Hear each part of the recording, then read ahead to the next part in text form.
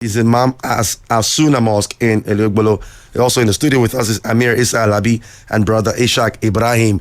They are here in, perhaps supporting capacity. But Imam Shafi'i will be the one talking with us this morning. Imam, good morning to you. Good morning, our listeners at home. Good morning, Mr. Diabre, for having me. I've had you in the studio before on Nigeria Info.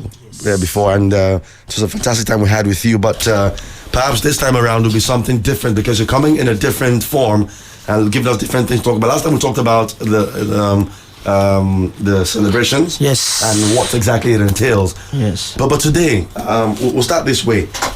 Boko Haram on one hand doing nasty things in the northeast. ISIS recently has come into the picture as well. And for many Muslims, and even non-Muslims especially, they're beginning to question what Islam is all about, what Islam stands for. Many clerics, Islamic clerics, have come out to say, look, Islam stands for this, this, this. We don't support this, we condemn this. But it seems that many people are still not sure as to what Islam has said about many things. So that's why we put together this series of conversations for the next 4 weeks, looking at what Islam has said about education, Western education that is, what Islam says about occupying territory, what Islam says about living with your neighbors, those who are not Muslims especially, and also the fourth one now is it's about life. What value does Islam place on life? Taking of lives. Taking of lives. All right, so we'll start with Western education. But before then, let's start this way. The Boko Haram and what they've painted so far, how's it affected the Muslim community? Well, Boko Haram has become a thorn in the flesh of every normal and sane person, but more importantly in the life of the Muslim, because it is our faith they claim to be representing, and it is our faith's name they are damaging in the process. I tell you, Daniel, it's frightening now that as a Muslim, particularly if you have a bear like I have and like you have, once you are seen and you identify as a Muslim, there is a sense of terror that is associated with you. People don't want to come near you. Why? Because of what Boko Haram and others like ISIS and what have you have presented to the world. So, in simple terms, Boko Haram has made life more difficult for Muslims in terms of the fact that Muslims are the ones that are being killed more, including ISIS. Muslims are the greater of the number of casualties. But more importantly, the psychology that people now have about Islam and Muslims is so negative that if you are not very convinced about Islam, it has become almost impossible for you to identify yourself as a Muslim before non-Muslims. And that is why we feel that we need to let people know that there's nothing to defend about Islam. Because what Islam is and what Boko Haram and ISIS others stand for are completely different things. But what we want to do is to educate. When people don't know something, whatever people don't understand, they treat it with aversion. They treat it with hostility. Remember in the days in Nigeria, twins were regarded as what? An abomination. That's right. So they killed twins because how can a woman give birth to 2 children at the same time? Until, according to history, Minister came and said, there's nothing wrong about it. So the same way, because of what these people are doing, it has given Islam and Muslims a bad name. So we say, let people understand, Muslims and non-Muslims alike, that Islam is perfect, but Muslims are not. And people need to stop blaming Islam from what people who call themselves Muslims do. More importantly, somebody who what he's even doing has no place in Islam at all. Completely antithetical to Islam.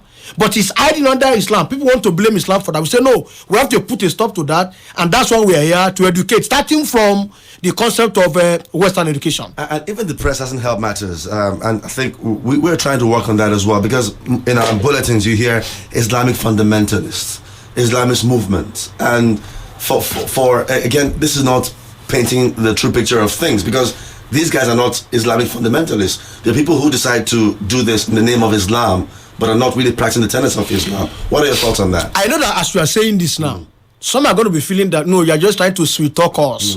These people, they quote Quran. These people say Allahu Akbar, they do all these things. But sincerely, how many persons who have listened to them have bothered to check what the Quran says and what these people are doing? So bottom line, these people, like you said, the journalists have not also helped matters in attaching or identifying these people with Islam. Maybe you can't blame the journalists because these people themselves are claiming they are part of Muslims. That's why we as Muslims have the greater responsibility of coming out to say that these people are liars. Look at what Islam says. Look at, and that's what we're going to start doing as from today. Okay. Look at what Islam has said. Examine it and compare it to what these people are doing. Okay. It's completely what? Opposite. All right. Let's start from the very beginning. Yeah. Boko Haram, the name itself. Boko Haram. Yeah. I'm not an Arabic expert, Yeah. but from what we've gathered, from what we've seen, it means Western education is evil, or is bad, or is an abomination, or is not accepted. Okay. Is that the true definition of? Is that the true translation of Boko Haram? Now, Boko Haram is actually a combination of Hausa. Boko is Hausa. Okay. Haram is Arabic. Okay.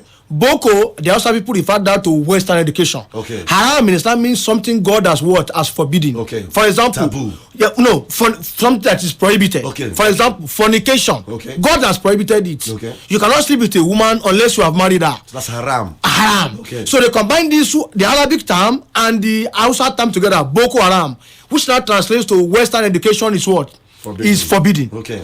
Now, but that's not the name of this group. Their name is Jama'atu Al-Sunnah Lidawati Wal Jihad. That's what they call themselves. Okay. But because one of the things they started preaching to people in the north is that Western education is what? Is haram. So because of that, people came to name them as what? Boko Haram. But even that their basis, it is far, far from the truth. Because if there's any faith on earth, I have said this, I have made this claim in many places. If there's any faith on earth that values knowledge and education, it is Islam. In fact, you cannot be a Muslim, neither can you practice Islam successfully if you're ignorant. And knowledge in Islam is seen as a holistic thing. Let me explain. You start from knowledge. What is the meaning of knowledge? Acquisition, body of information. That's what knowledge is. It can be good, it can be bad. Body of information. Okay, what is education? That is acquisition of knowledge. When you acquire knowledge, then you are said to be what? Educated. But Islam is even interested in all its adherents being scholars, people who have abundance of what? Education. And education in Islam is holistic, like I said before, addressing and identifying that the source of all knowledge is who? The God Almighty. Okay. And the most important of knowledge is what? Is knowledge about the Almighty. Because everything that man knows, even the knowledge about science, where did the knowledge come from? It comes from God. So there is no dichotomy between what is called religious education or Western education in Islam. And I'm going to quote for you copiously from the Quran and even give you evidence from history of Muslim scientists who demonstrated what was contained in the Quran, and they practicalized it to bequeath a wealth of information to the scientific community, including inventions, so that people can know that knowledge in Islam not only is it holistic, it covers every aspect, for as long as that knowledge is what? Beneficial and is used to further the cause of humanity. Because why did God create us? He created us to serve Him, but He doesn't live among us. We live among ourselves, and therefore He has given us rules to regulate how we live ourselves and how we further our existence in this world to our own benefit, so that our life can be okay enough to serve God. If your life is not okay, if you are poor, if you are ignorant, if you are superstitious, you cannot serve God. So God has to give you all that you require to be able to serve Him. Okay, fantastic. I like the way you've started. But again, looking at Western education, I'm sure that even Christians, there's some aspects of Western lifestyles. When we say Western lifestyle, we mean perhaps things that are not Nigerian, not African, alien to African culture and tradition. So there's some certain practices that we don't accept. For instance, in a school in the West, you can find a child who says, I'm gay, I'm homosexual, and it's allowed, it's accepted in the school in the West. But in Nigeria, we don't accept that. Could it be that those who claim to be fighting for Islam in the name of Boko Haram are saying that, well, there are aspects of the Western culture or civilization that we don't agree with, that we don't want in our climes, in our environment? Perhaps that's what they really mean. Well, if that's what they mean, they should have come out to say that. Don't say Western education, unquote. I told you there's something called Western education in Islam. Yeah. Everything beneficial knowledge is what Islam preaches. But are there practices in the Western? Of course, I'm coming there. I mentioned knowledge that is what? Beneficial. Okay. And in fact, I disagree with you in calling a child that says he's gay as Western education. That's not education. That's culture. That's the guys. Nobody teaches that what do you call it?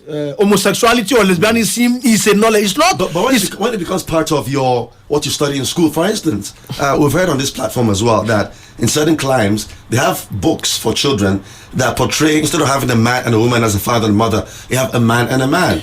It's education now. Of course. Yeah. But you know, originally it was not education. It's because the Western world came to accept that lesbianism, homosexuality is okay. That's why they are not trying to smuggle it into the curriculum of what they are teaching children. Okay. So that from the young age, the child is able to accept that, okay, you can decide to be gay. But Islam, basically, originally, this was not part of it. And therefore, nobody can really call that Western education. Because Western education did not just start now. It's been, what they call Western education anyway, it's been there for long. Education is about getting beneficial knowledge to further the cause of man. And like I told you, the source of knowledge is who? Is God. And God, there is no religious text that support homosexualism. Forget what the Western world is trying to force down our throat. It is not okay. It can never be okay. However, we must make it clear. Somebody wants to be gay. That's his business. Leave him. If you can preach to him to stop that, he's going against God, no problem. If not, you don't need to kill him for that because you are not a government. Individuals are not permitted to take lives. It's his choice. That's his business. Okay, but you must now clarify to people, himself included, that what you are doing is not in line with the will of God. And if you die like that, God will not be pleased with you when you come back to him. Are you following me? So bottom line, if that's what they want to condemn, there are so many things that the West is trying to force down our throat, which is not okay, for particularly as Muslims. E.g., in modern day now, for a man and a woman to sleep with themselves without marriage is okay, isn't it? Yeah. It's called cohabiting. It's called cohabiting. They are both consenting adults. That's what they say. Yeah. But before every religion in the world, Christianity, Islam, Judaism, all says that thou shalt not have carnal knowledge of a woman until you have what? You have married yourselves. They are trying to say it's okay. In Islam, it will not be okay. But anybody that wants to do it, let him do it. He will face God on the day of judgment. Right. That's an example. Again, they try to tell you that, okay, you can drink whatever you want. But like I told you, God is interested in the welfare of man. If he is not okay, he can't serve God. When you consume alcohol, what happens? You are intoxicated. You do things that you wouldn't have ordinarily done. Even if you say you're in control, you're not in control. You're not in control. It's a lie. So God says those kind of things that will ultimately harm you, let them be. They are not for your own good. Let them be. But God did not force us. Did he force us? He has the power to say, I will not allow you to be able to drink it. If you want to drink it, the bottle will break or the beer will pour. But he didn't do that because he gave you what? Freedom of choice. Yeah. And that must be respected for every individual. In as much as you do not encroach on other people's what? Other people's rights. So that is why there are some great elements of Western civilization, Western culture, that are alien to our culture as black people, Africans, and more importantly, as religious men, whether as Christians or as Muslims. Those ones we will not what? We will not take. But anything that is good in what comes from them, which they are not even the originators of, like I'm going to try and see today and tell us if there is time, we must what? We must embrace it. For example, the automobile. Yeah. It's a good thing. The airplane is a good thing. The ship is a good thing. Everybody brandishes cell phone now. You can call America. You can call Switzerland. You can call anywhere. Within a twinkle of an eye, you are communicating. You can even do video calling, isn't it? Right. This is good. God is not against that because it's beneficial knowledge that resulted in beneficial technology for the advancement of man. God is interested in the advancement of man because when he is okay, that he can serve God. But all those things that will ultimately impair his humanity, that will impair his reasoning faculty, that will impair his sublime nature, God says, leave them. And he sent messengers to come and tell him this. After giving him the choice, he's free to follow or not to follow. But of course, he knows that something else is waiting for him, depending on his following or his disobeying. And this is what Islam is all about. Now, I told you that what is called Western education doesn't sit well with Muslims because there's nothing Western about it. It didn't come from them. Now, if you peruse the Quran, you will have many scientific, unquote, information in the Quran, which the Western world came to discover much, much later after the Lord of the world had revealed it to his last prophet, Muhammad Sallallahu Alaihi Wasallam. Let me try and give you 2 or 3. Okay. Number 1. First, to emphasize the importance of knowledge and education, the first revelation given to the last of the prophet Muhammad was a verse called Surah Al-Alaq, chapter 96. And God started by telling him, Iqra, which means read. God is telling, the first revelation, God is telling this last prophet, read. What is that? A call to be what? To be educated, to pursue knowledge. In the verse, he told him, Ikra bismi rabbika alladhi khalaqa. He said, read in the name of your Lord who created. So God is bringing a link between knowledge and himself as the source of knowledge. Then he revealed a scientific fact. He said, Ikra bismi rabbika alladhi khalaqa. Khalaqa al-insana min alaq. He said, your Lord is one that created man from an alaq. The word alaq has been wrongly translated as cloth, because there is no stage of man development that one is a clot of blood. No. But the word alaq means something that clings. Alaq means to cling, to attach. Okay. And if you know in biology, when the sperm fertilizes the egg, and the egg goes inside the woman's uterus, what does it do? He goes and attaches itself to the what? To the uterine wall. That's what God is saying. Who created man from that which clings, referring to the attachment of the word fertilized egg to the uterine wall. So science is being given to this man in the second verse of the first revelation. So how can anybody say that Islam is antithetical to science? But remove the word Western. All forms of knowledge is what? Is beneficial knowledge anyway, is valid in Islam. The second I want to tell you, in the Quran chapter 21, Allah says, if you are a scientist today about how the world came into being, they will tell you what they call the Big Bang Theory. You have heard it before. It's a verse of the Quran. God says in chapter 21, Alam tara anna la anna samawati wal ardo kano karatko fafa takeno umo. Allah said, do men not know that the whole universe was once a lump sum? Fafa takeno umo. Then we clove it asunder. What they call the Big Bang Theory. We separated it, because that's what they tell you how the world. This was revealed to the prophet more than close to 1,500 years ago, when the science discovered that the world came into being to what they call the Big Bang Theory. And God says, وَجَعَلْنَا مِنَ الْمَاءِ كُلِّ شَيْءٍ أَفَلَا يُؤْمِنُونَ. And we created every living thing from water. What is the base of every living organism? It's water. The protoplasm of the cell is water. So I've just given you 2 or 3 scientific information in the Quran. I wanted to read them out, but I know we don't have much time. Again, the last one I'm going to mention. Man has proven that everything comes in pairs. The same thing God says in the Quran, chapter 36 of the Quran. He said, we created everything in pairs. You have positive and negative, male and female, proton and what? Neutron. Right and left, front and back. Everything is in pairs. Check, everything is in pairs as God has declared in the Quran. These are all the scientific information. And in Quran chapter 23, God Almighty detailed from beginning development stage of the embryo to the day it is what? It is born. Interestingly enough, a French surgeon by the name Dr. Maurice Bucaille, he wrote a book. He was commissioned to actually find faults from scientific angle in the Quran. Okay. The book he titled it, you can Google it, The Bible, the Quran, and Science. His name is Dr. Maurice Bucaille. In it, I have the book here with me in the studio. I brought it so you can maybe peruse later. Okay. In it, he identified everything science has discovered today, and he traced the origin back to what? Back to the Quran. For example, another one he mentioned, there are so many. For example, Allah tells us in Quran chapter 16 that when you are rising up, the higher you go, the more there is what? Pressure, and therefore you are constricted. God Almighty mentioned that in the Quran.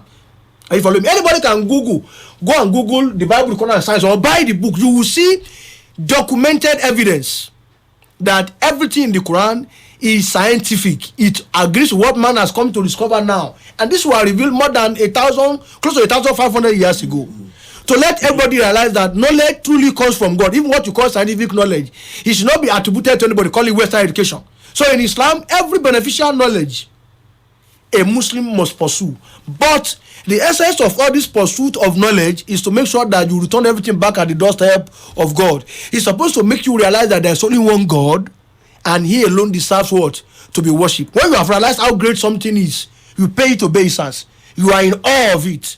That's what the Almighty wants to you. That's why He asks us He said, Afala yatarabbaruna al-Quran. For example, he said, will you not peruse the Quran? Will you not peruse the Quran? Walau kana min indi ghairi llahi lawajadu fi ikhtilafan kaseera. He said, if this Quran had been from any other than the Lord of the world, we will have found in it many incongruities, many inconsistencies, many discrepancies, many contradictions. You'll have found therein. Again, he will tell you, look at the heavens and the earth. Inna fi khalqi samawati wal ardi. Verily, in the creation of the heavens and the earth, waqtilafi layli wan nahar, and in the alternation of the light of the night and the day, la ayatin li ulil albab. These are signs for those who have intellect, who can think that wait, the way these things are going, they are not product of chance. They are product of a divine being that is behind everything. You know, Imam Shafi'i, from what you've been saying so far, it seems that for you to have a thorough grasp of Islam, you must be somebody who studies. You must study. So for these men carrying out such acts in the name of Islam, obviously something is missing. They've not studied. They have not studied. They don't know what is. They have not studied. Said about these they have things. not studied. They have refused to. And like I used to say this, one of the greatest problem Islam has now is with the Muslims, and the greatest problem of the Muslims is ignorance. The average Muslim knows nothing. Most Muslims, excuse me, most Muslims are Muslims because they were born into Islam. Yeah. My name is Shaibu. Even the name that he's calling himself is a bastardization of the true name in Islam. But because he is ignorant, he continues to carry that name wrongly like that. Are you following me? And he refuses to learn. Yet, he wants to be identified as a Muslim. He thinks what makes a Muslim is his being born into Islam or his name. Whereas, Islam is a conscious effort after studying to realize who God is and then living your life according to his will. Why do you wonder why Islam is the fastest growing religion in the world, particularly in the Western countries? Because these are people who were brought up on what? On knowledge. And therefore, when they peruse the Quran, when they learn, when they study, they realize, is this what this Islam is? Then they become Muslims. Okay. So let's talk about the not learning part of things. So if we have Muslims, the current group of Muslims coming up, not reading, not being studious, not being students of the Quran, something is missing. There's a link perhaps in our mosques. Our mosques are not emphasizing on reading. Or perhaps in the family circle, nobody's emphasizing on reading. Or perhaps you can't even understand the basics of the Quran if you don't have the basics of knowledge, which is perhaps know your alphabet. Okay. So there's a missing link between perhaps learning the Quran and what goes on really in the home front or in the mosques. Something is just not quite right. I'm sure your childhood was made up of learning, lots of instructions from your parents. Okay. Once you went to Arabic school or whatever it is. But it seems such is missing today. See, you are right in saying that in reality, the home, which is supposed to be the first school of any child, and then the mosques, which is supposed to be a place of enlightenment, have stopped from being that. Many parents, Muslim parents, are ignorant. One. So the Arab, they say, "Fakidu shayin la yuti." He who does not possess something cannot give it. If the parent is ignorant, can they educate their children? They cannot. If the mosque is being led by an imam who is an ignorant person, and many imams today, truly, I'm telling you, I'm confessing, many imams today are ignorant. If the imam is ignorant, how is he going to lead the flock?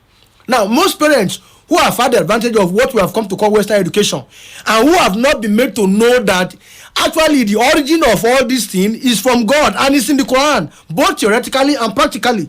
Maybe before we leave, I will mention inventions Muslims gave to the world. Are you following me? So they think that if they know Quran, for example, they won't have Western education because they think the two are separate. Therefore, so they don't ask their children to learn this one, they ask them to learn this one. And in the process, the children learn the apparent knowledge of so-called Western education, not knowing the details of it, and of course being ignorant about their faith. And therefore, they are alien to Islam. And ultimately, even the so-called Western education they have, because it's not deep-rooted, it's not able to benefit themselves and benefit others. And this is why every Muslim who is listening to me now must know that there is no way you can practice Islam without the pursuit of knowledge. And knowledge, like I said, is holistic in Islam. Anything that the so-called West is giving us now that is beneficial, that doesn't run contrary to the will of God, what do? We embrace it. But anyone that is not good, like some of the one we have mentioned, we reject it. But not reject it. Don't throw the baby out with the bathwater. Nobody does that. It doesn't make sense. So bottom line, Parents are failing their children, and the mosques are also failing the followers. So it's a call on all Muslims. Nobody's going to clear this mess. All these cobweb and stuff. Nobody's going to clear it except the Muslims. And that's why it's so easy for these people to indoctrinate people. Because if I have the right education, the right information, you can't tell me. You can't tell me. But when I don't know anything, then you can tell me nonsense and I will take it. I'm sure Imam Shafi'i, if somebody comes to you to say, this is what ISIS is all about, follow us, or go and blow yourself up, I'm sure you'll tell them, go to hell. By God's grace, when we are going to treat the issue of value of life, we are going to look at that, the issue of taking lives and then suicide, committing suicide, blowing yourself up. Every person that blows himself up, that takes his own life, is going to rot in hellfire. That's what God Almighty says. As against those who say that, well, there are virgins waiting for you somewhere in heaven. No virgin is waiting for you. You kill yourself. You have acted contrary to. We're going to treat that in detail later, maybe the third class. Right. You blow yourself up and you kill others in the process. You're going to rot in hell. Because your life is a trust given to you by God. You can't do anything with your life the way you like. That's why you are not permitted to take Indian hemp. Because when you take it, you are destroying this temple God gave you. When you smoke, you are destroying the temple. When you consume alcohol, you are destroying the temple. Say trust. You didn't give yourself, God gave you. And he told you how to handle it. Don't do anything that is injurious to it. You think, I have my life to live, man. I'm free. Okay, you are free here. But you are going back to him. And he will attend to you as justified. Imam Shafi'i, the phone lines are buzzing, but we won't take calls today. What we'll do is this. I'll give you my email address. So if you have questions for Imam Shafi'i, you can send them to me, then I'll forward the same to him. So Daniel@nigeriainfo.fm. Daniel@nigeriainfo.fm. Send those questions to me. I'll forward them to Imam Shafi'i, and then we'll talk more. But next week we'll be looking at what Islam has said about occupying territory. Yes. Because part of the Boko Haram, I don't want to call it Boko Haram anymore now because I've been schooled. What was the name again? They said their name is long. Jama'atu As-Sunnah Lidawati wal Jihad. Okay. Don't bother. So those men that carry out such things, they've said that occupying territory is part of what they've been called to do. Yeah. We look at what Islam has said about occupying territory and about maintaining the sovereignty of a country. Imam Shafi'i, thank you so much for your time. Thank you very much for having me. Time is not our friend. 30 minutes was too short, but we'll do our best to see how it goes. The lines are still blinking, but we can't take calls today. As we proceed, we'll take. So remember, Daniel@nigeriainfo.fm. I forward those questions to Imam Shafi'i, and then perhaps next week we'll answer one or two questions, and then go to the next topic. Thank you so much for your time. Thank you very much. All right.